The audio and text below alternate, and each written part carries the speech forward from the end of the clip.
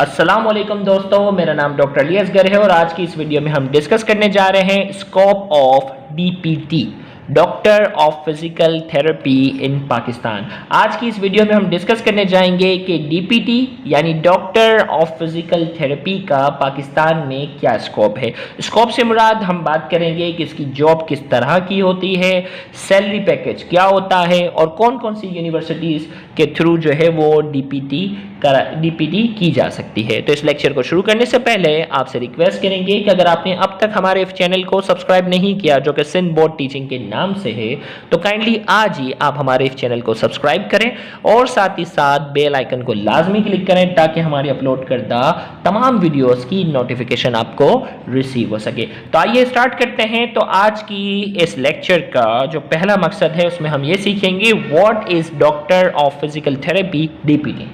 Doctor of physical therapy क्या है, DPT क्या है, इसकी बात करेंगे। जॉब्स ऑफ डीपीटी इन पाकिस्तान, पाकिस्तान में डीपीटी की जॉब किस तरह की होती है। सैलरी ऑफ फिजियोथेरेपिस्ट इन पाकिस्तान, जो डीपीटी करने वाले जो लोग होते हैं वो फिजियोथेरेपिस्ट कहलाते हैं और उनकी सैलरी क्या होती है। तो सबसे पहले हम स्टार्ट करते हैं। DPT stand for doctor of physical therapy. DPT जो है इसकी फुल फॉर्म है doctor of physical therapy. DPT is a 5 year programme in Pakistan. DPT जो है ये 5 ईयर प्रोग्राम है पाकिस्तान में। इंटरमीडिएट के बाद डीपीटी 5 साल में जो है ये मुकम्मल होती है। अब आइए बात करते हैं। फिजियोथेरेपी इज अ सब field of medicine and health sciences. ये मेडिसिन और हेल्थ साइंसेस की एक सब फील्ड है, छोटी सी फील्ड है। It is concerned with rehabilitation of those people who have been handicapped as a result of accident, trauma, terrorist attack, operation, old age, congenital problem, etc. इस field का जो ताल्लुक है उन लोगों की रिहेबिलिटेशन करना, उन लोगों की बॉडी एक्टिविटी को बहाल करना जो किसी भी वजह से हैंडीकैप हो चुके हैं। हैंडीकैप का मतलब माजूर हो चुके हैं। अब वो माजूर किस वजह से हो चुके हैं? एक्सीडेंट की वजह से, हादसे की वजह से, कोई ट्रॉमा हुआ है, टेररिस्ट अटैक की वजह से, ऑपरेशन के बाद ये हुआ है, ओल्ड एज बड़ी उम्र की वजह से, या कॉन्जेनिटल प्रॉब्लम पैदाइशी तौर पर जो है वो कुछ लोग हैंडीकैप हैं, उनकी बात करते हैं, माजूर हैं। तो इस फील्ड में बेसिकली एक्सीडेंट से मुतासरा लोग, दहशतगर्दी हमलों की वजह से जो मुतासरा लोग हैं, ऑपरेशन के बाद कुछ लोग हैंडीकैप हो जाते हैं, बड़ी उम्र में कुछ लोग जो है वो मुतासिर होते हैं, कॉन्जेनाइटल प्रॉब्लम पैदाइशी तौर पर कुछ लोग माजूर होते हैं। उन तमाम लोगों को क्या करना, उनकी बॉडी एक्टिविटी को बहाल करना, उन तमाम लोगों की बॉडी एक्टिविटी को बहाल जो करना है ये एक फिजियोथेरेपी की फील्ड की जिम्मेदारी है। A physiotherapist work involve restoring normal muscle strength, muscle movement, improving the degree of joint mobilisation. एक फिजियोथेरेपी जो होता है, फिजियोथेरेपिस्ट जो होता है वो क्या करता है? Restore normal muscle strength. जो मसल कमज़ोर हो जाता है ना किसी हादसे की वजह से, किसी ऑपरेशन की वजह से, तो उसकी मसल स्ट्रेंथ को नॉर्मल तक लाना है। मसल मूवमेंट को जो है वो इम्प्रूव करना होता है। Improving the degree of joint mobilisation. Joint जो होते हैं ना, स्पेशली ऑर्थोपेडिक सर्जरी वगैरह में जॉइंट जो होते हैं वो अक्सर जो है वो स्टिफ हो जाते हैं। तो वो जो स्टिफ जॉइंट्स जो हैं उनको बाकायदा जो है वो मोबिलाइज करवाना जो है ये फिजियोथेरेपी की कैटेगरी में आता है। फिर इसी तरीके से फिजियोथेरेपिस्ट के जो करियर प्रोजेक्ट्स हैं कि वो फिजियोथेरेपिस्ट जो है वो किस किस मज़ीद आगे की फील्ड से वो स्पेशलिस्ट हो सकते हैं। तो उसमें जो है वो एक कहलाता है ऑर्थोपेडिक फिजियोथेरेपिस्ट। ऑर्थोपेडिक फिजियोथेरेपिस्ट का जो काम होता है ऑर्थोपेडिक सर्जरी के बाद, ऑर्थोपेडिक जो सर्जन होता है वो हड्डी का ऑपरेशन तो कर देता है लेकिन उसकी मसल मूवमेंट, मसल की एक्टिविटी को जो बहाल करना, मसल की एक्टिविटी को जो बहाल करना है वो ऑर्थोपेडिक फिजियोथेरेपिस्ट का काम है, जो उसको मुख्तलिफ किस्म की एक्सरसाइज, मुख्तलिफ किस्म की एक्टिविटी के जरिए उसकी जॉइंट की मूवमेंट को बहाल करता है। गेराइटिक फिजियोथेरेपिस्ट, गेराइटिक ये शो करते हैं ओल्ड एज, बड़ी उम्र में कुछ लोग जो होते हैं ना बेड रेस्ट है गए, अब इसको जो है वो क्या करना है, उनकी मसल स्ट्रेंथ को जो है वो नॉर्मल तक लाना है ताकि ओल्ड एज बड़ी उम्र के जो लोग हों, ताकि बड़ी उम्र के जो लोग हों वो आहिस्ता आहिस्ता, बड़ी उम्र के जो लोग हों वो आहिस्ता आहिस्ता जो है वो अपनी नॉर्मल एक्टिविटी को बहाल कर सकें। वो गेरियाट्रिक फिजियोथेरेपिस्ट का काम है।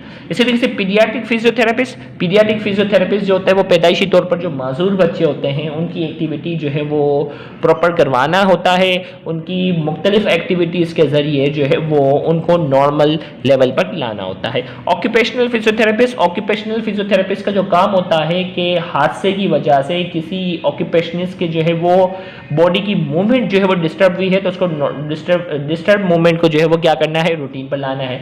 जैसे मिसाल के तौर पर एक म्यूजिशियन है, अब उसके हाथ पे चोट लग गई, अब उसका तो खाना पीना सारा जो काम था वो क्या था, फिंगर प्रॉपर मूवमेंट के जरिए इसकी सारी एक्टिविटी थी। अब क्या हो गया, हादसा पेश आ गया जिसकी वजह से उसकी एक दो फिंगर जो है वो प्रॉपर मूवमेंट नहीं कर रही, तो फिजियोथेरेपिस्ट जो होगा, ऑक्यूपेशनल फिजियोथेरेपिस्ट जो होगा, उसकी मूवमेंट को उसके प्रोफेशन के हिसाब से क्या करेगा, बहाल करेगा। इसी तरीके से एक ड्राइवर है, ड्राइवर के जो है वो हाथ की मूवमेंट प्रॉपर नहीं हो रही हादसे की वजह से, तो अब तो उसका पूरा काम ही जो है वो ड्राइविंग है, खाना पीना, इसका घर का पूरा रोजगार ही जो है वो इस पर डिपेंड कर रहा है, तो ऑक्यूपेशनल फिजियोथेरेपिस्ट जो होगा उसको बहाल करेगा। स्पोर्ट फिजियोथेरेपिस्ट, स्पोर्ट्समैन एक है, अब स्पोर्ट्समैन जो है वो स्पोर्ट्स के दौरान जो है वो क्या होता है, उसको चोट लग जाती है और चोट लगने के बाद क्या होता है, उसकी लेग मूवमेंट जो है वो सही तरीके से नहीं हो, जैसे फुटबॉल, क्रिकेट, स्विमर, ये सारी चीज़ें। अब एक फुटबॉलर था, उसको जो है वो फुटबॉल गेम के दौरान जो है वो ट्रॉमा हो गया। अब ट्रॉमा होने के बाद जो है वो उसकी पाँव की जो मूवमेंट जो है वो प्रॉपर नहीं हो रही, तो उसकी मूवमेंट को प्रॉपर नॉर्मल लेवल पर तक जो लाएगा वो कौन करेगा, स्पोर्ट फिजियोथेरेपिस्ट। ट्रीटमेंट के बाद उसको मुख्तलिफ एक्सरसाइज के थ्रू जो है उसकी लेग मूवमेंट को प्रॉपर करेगा ताकि वो अपने प्रोफेशन को कंटिन्यू कर सके। तो ये फिजियोथेरेपिस्ट की जो है वो करियर प्रोजेक्ट हैं जो हमने यहाँ डिस्कस की। अब जो है वो हर इंसान जो है वो फिजियोथेरेपी में तो नहीं जा सकता। मैथमेटिक्स में कोई एक्सपर्ट है जिसको मेडिसिन से नफरत है, जिसको जो है वो पीडियाट्रिशियन यानी बच्चों से जो घबरा जाता है, तो यहाँ हमने कुछ बात की है, if you have interest in the following things then this field is a match for you. अगर आपको स्पोर्ट्स में इंटरेस्ट है, मेडिसिन में इंटरेस्ट है, सोशल वर्क, लोगों की मदद करने में जो है वो आपको इंटरेस्ट है, नर्सिंग में आपको जो है वो इंटरेस्ट है, फिजियोलॉजी में यानी बॉडी के मुख्तलिफ फंक्शन को समझने में आपको इंटरेस्ट है, पीडियाट्रिक्स, बच्चे जो हैं, छोटे बच्चे जो हैं उनके वो आपको जो है वो पसंद है, तो this field is a match for you. इस फिजियोथेरेपी जो है वो आपके लिए क्या है, एक अच्छा मैच है। अब जो है वो फिजियोथेरेपी की अगर हम बात करते हैं एकेडमिक रिक्वायरमेंट्स, एकेडमिक रिक्वायरमेंट की बात करने जा रहे हैं। फिजियोथेरेपी में अप्लाई करने के लिए आपका एफएससी जो है वो प्री मेडिकल एग्जाम से होना चाहिए, फिर आप यूनिवर्सिटी में 5 इयर्स ग्रेजुएशन इन डीपीटी के लिए, डॉक्टर ऑफ फिजियोथेरेपी के लिए क्या करते हैं, आप अप्लाई करते हैं। एक फिजियोथेरेपिस्ट बनने के बाद आपके वर्किंग आवर्स वही ऑफिस आवर्स होते हैं। याद रहे physiotherapy is not an emergency, emergency नहीं है कि रात के 12 बजे आपको जो है वो रात के 2 बजे इमरजेंसी में बुला लिया जाए कि भाई फिजियोथेरेपी के लिए, नहीं, आपके ऑफिस आवर्स होते हैं, आपको जो है वो कोई नाइट ड्यूटी या कोई हेक्टिक इमरजेंसी का सामना नहीं करना होता।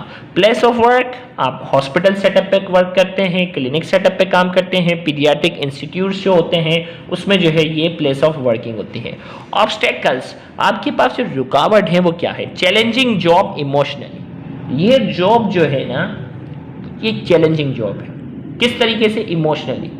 आपके पास कुछ ऐसे लोग आएंगे जो हादसे की वजह से किसी का हाथ जो है वो कट चुका है, पाँव कट चुका है, तो मतलब कुछ लोग होते हैं ना दिल के बड़े कमज़ोर होते हैं ना, तो वो इमोशनली जो है ना ये चीज़ें नहीं देख पाते। तो आपके पास मुख्तलिफ किस्म के जो लोग होते हैं, बर्न्स के पेशेंट हैं, तो आपके लिए इमोशनली तौर पर ये जॉब जो होती है वो बड़ी चैलेंजिंग होती है। इसमें क्या करना होता है, हेल्दी नर्व्स एंड काम एटीट्यूड्स। हेल्दी नर्व्स का मतलब आपका दिल बड़ा मजबूत होना चाहिए, घबराहट ना हो। आप जो वो हादसे को या हादसे वाले लोगों को देखकर घबरा जाते हैं तो आपके लिए बड़ी प्रॉब्लम होगी। तो यहाँ हमने कहा हेल्दी नर्व्स एंड काम एटीट्यूड, ठंडा मिजाज है तो ये फील्ड आपके लिए बेहतर है। Patient is of utmost importance. जब आप किसी को एक्टिविटी करवाते हो तो वो मरीज जो होते हैं वो अक्सर चीखते हैं, चिल्लाते हैं, ये है, तो आपको जो है वो बड़ा सब्र से जो है वो क्या करना होता है, काम लेना होता है। तो ये सारी जो है वो ऑब्स्टेकल्स हैं। अगर ये सारी क्वालिटी आपके अंदर मौजूद है तो DPT is a best field for you. Physiotherapy salaries in Pakistan, physiotherapy की बात करते हैं। The average physiotherapist salary in Pakistan is 4 to 5 lakhs per year और 40,000 पर मंथ। एवरेज अगर हम बात करते हैं तो फिजियोथेरेपिस्ट की सैलरी 4 से 5 लाख सालाना होती है, जो कि माहाना 40,000 के आसपास होती है। Entry level position start at 26,000 per month. जब आप न्यू फिजियोथेरेपिस्ट बनकर आते हो तो आपकी सैलरी तकरीबन 26,000 पर मंथ के आसपास होती है। Experience worker make up to 2 lakhs per month. याद रखिएगा, तो ये तो एवरेज थी, लेकिन जो एक्सपीरियंस फिजियोथेरेपिस्ट होते हैं, स्पोर्ट फिजियोथेरेपिस्ट होते हैं, जो क्रिकेट टीम के साथ एसोसिएट है, जो फुटबॉल टीम के साथ एसोसिएट हैं, ये तो सिर्फ पाकिस्तान भर की हम बात करते हैं 2 lakhs पर मंथ। लेकिन स्पोर्ट फिजियोथेरेपिस्ट जो होते हैं वो इससे भी कई गुना ज़्यादा जो है वो सैलरी जो है वो चार्ज करते हैं, जो कि एक्सपीरियंस होते हैं अपनी फील्ड में, जिनका नाम होता है। अब जो है वो यूनिवर्सिटीज़ की हम बात करते हैं। Universities in Pakistan offering admission in DPT. कौन कौन सी यूनिवर्सिटीज़ हैं जहां से जो है वो डीपीटी हो सकता है? Dow university of health science, Jinnah Sindh medical university, university of Karachi, Indus university, Iqra university, Ziauddin university, Bahria university और भी कई यूनिवर्सिटीज़ हैं जहां से आप डीपीटी जो है वो अपना कर सकते हैं। उम्मीद करते हैं कि आज की इस वीडियो को सुनने के बाद आपको जो है वो काफ़ी मालूमात हासिल हुई होगी। Thank you very much. अल्लाह हाफिज़।